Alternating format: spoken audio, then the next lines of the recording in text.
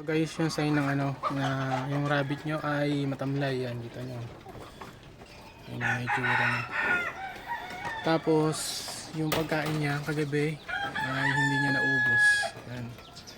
So kapag iniwan nyo ng hapon yung pagkain, tapos hindi niya naubos, antimano sa umaga, sigurado may nararamdaman yan.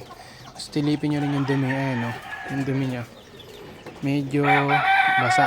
Ibig sabihin yan, meron niyang problema sa digestion. So ang gagawin natin, bigyan natin siya ng Papiscore 2 ml to 3 ml para sigurado na gagaling yung kanyang nararamdaman.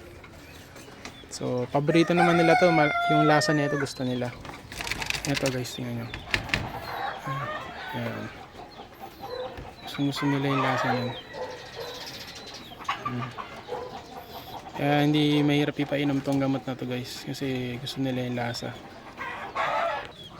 Ang application pala na ito guys ay 1 ml per kilogram. So ang bibigyan natin sa kanya ay 2 ml. Ito pangalawa na to. So ganyan lang, tapos monitor natin siya every 4 hours kung tag-stop na yung pagdudumi niya o medyo lumakas na siya. Okay lang guys, thank you for watching. God bless sa inyo lahat and follow our page.